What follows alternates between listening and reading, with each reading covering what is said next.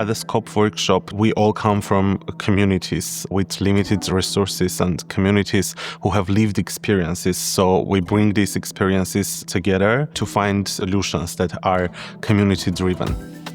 I believe that it's time that we stop with the gatekeeping and we open the door to the prevention to all the queer community. And it's important that the different communities stay together in one room and share their own experience and problem, and step by step try to face this together. It's a multi-sectoral effort for educating the communities themselves and providing them with as many tools as possible within the realm of HIV combination prevention. HIV prevention should be combinative prevention that respects rights, that gives opportunities for the communities affected by HIV. If you give the tools to advocate for changes, for policy changes, then real changes happen.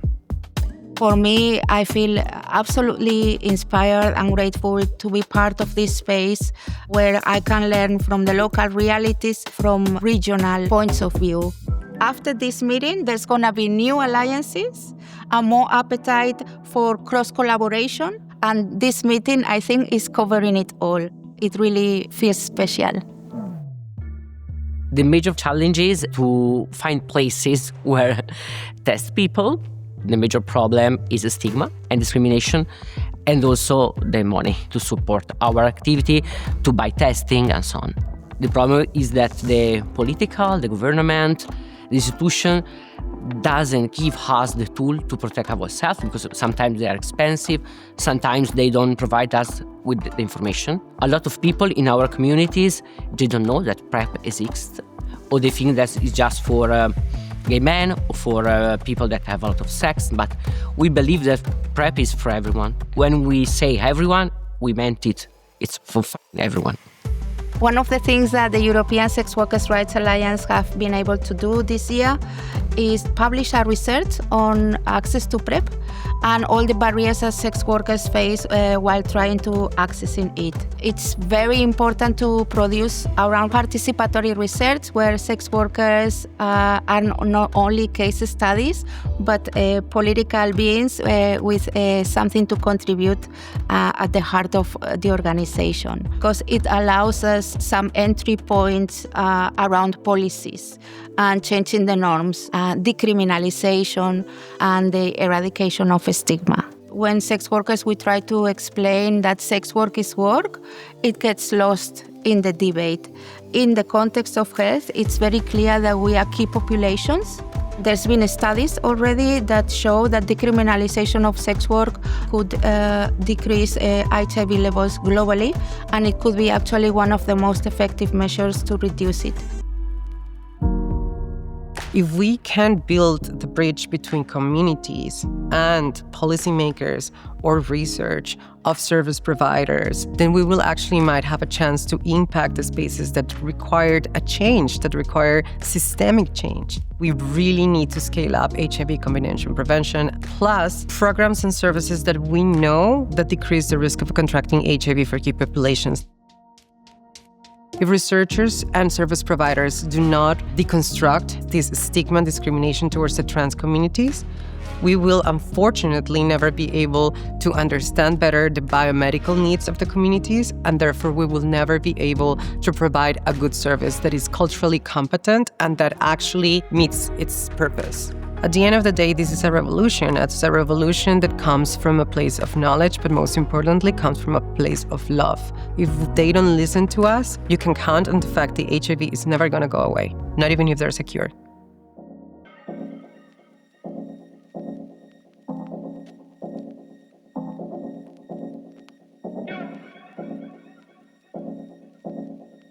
I feel like ballroom chose me. I chose ballroom, but it also definitely chose me. I felt like it was a calling. I was like, that's something I need to explore myself. And I really found community. And then ballroom really gave me the confidence and be like, you know what, I'm proud to be a trans woman because they celebrate trans women in ballroom. Something I'm very keen to highlight at Scope is the community we're working with at the Berlin Ballroom Pier. We're just reaching an audience that is at high risk of contracting HIV. That's trans people, queer people, and people that have sex with men, people of color. How directly we are in contact with the people that need HIV prevention the most, and how to reach them. A lot of people, a lot of young kids, and I know that from my own experience, we're really intimidated by lack of information.